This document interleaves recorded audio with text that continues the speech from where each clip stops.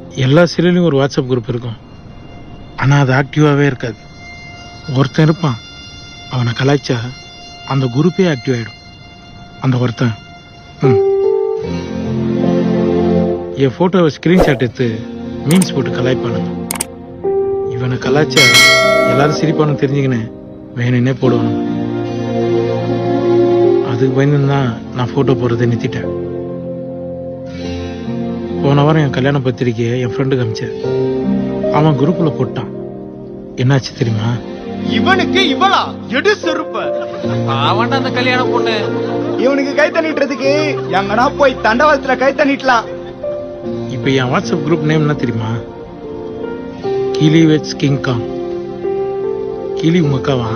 கிங்காங்க இதெல்லாம் உங்க அக்கா பார்த்தாள்னா அவளுக்கு எப்படி இருக்குன்னு தெரியல. ஆனா அவ பார்த்துட்டான்னா எனக்கு ரொம்ப கஷ்டமா இருக்கும். 4 பேர் என்னை கலாச்சி சிரிக்க வச்சா அதில் அவங்களுக்கு என்ன சந்தோஷமோ என்ன கெத்தோ இல்லை நம்ம தான் பெரிய காமெடின்னு நினச்சிக்கிறானுங்களோ தெரியல. ஆனால் நான் என்ன நினைப்பேன்னு அவங்களுக்கு தெரியல. எல்லாரும் என்ன ஒரு மாதிரியே பார்த்தாங்க. திவ்யா தான் என்னை வேற மாதிரி பார்த்தாங்க. என்னை பிடிச்சிருக்குன்னு சொன்னான்.